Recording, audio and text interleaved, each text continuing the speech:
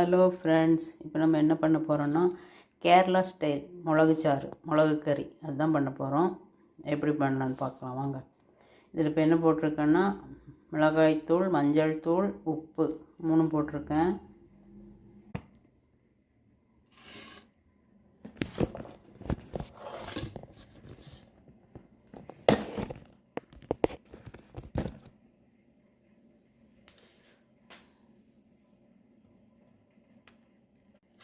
அதில் இப்போ நம்ம தக்காளி போட போகிறோம். 2 தக்காளி, நல்லா பழுத்த பழமாக நாட்டு தக்காளி போட்டிங்கன்னா நல்லாயிருக்கும். 2 தக்காளி,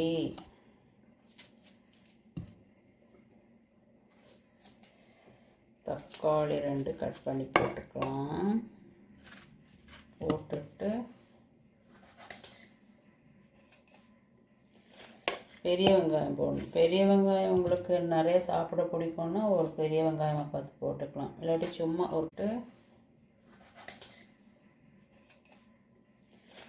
பெரிய வெங்காயம் போடணும். பெரிய வெங்காயம் உங்களுக்கு நிறைய சாப்பிட பிடிக்கும்னா ஒரு பெரிய வெங்காயமாக பார்த்து போட்டுக்கலாம். இல்லாட்டி சும்மா ஒரு பாதி வெங்காயம் போட்டிங்கன்னா போதும். இதில் அதாவது சின்ன பாதி வெங்காயம் கட் பண்ணி போட்டுக்கலாம். கட் பண்ணி போட்டுட்டு அப்புறம் கருவேப்பிலை கொஞ்சம் போட்டுக்கோங்க. இதில் கருவேப்பிலை போட்டு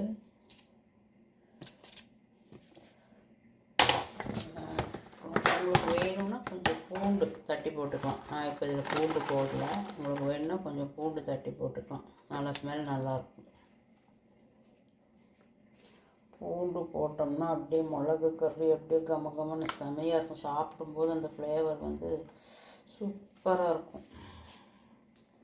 கருவேப்பிலை போட போகிறோம் நம்ம இப்போ.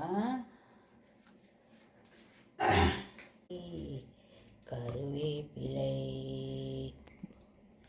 இப்போது நான் புளி இந்த சைஸுக்கு மிளகாச்சாருக்கு கொஞ்சம் நெத்திலி மீன் மிளகுச்சாறு தான் வைக்க போகிறேன் இன்றைக்கி. இதில் நான் பழகினத மறக்கலை.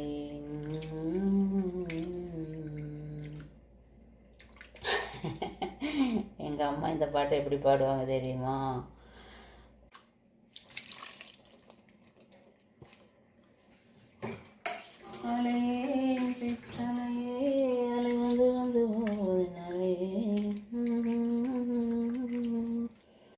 மிளகு கறி அடுப்பில் வச்சுட்டோம். கலவையை நல்லா கரைச்சி அடுத்தது மீன் பார்க்கலாம் வாங்க.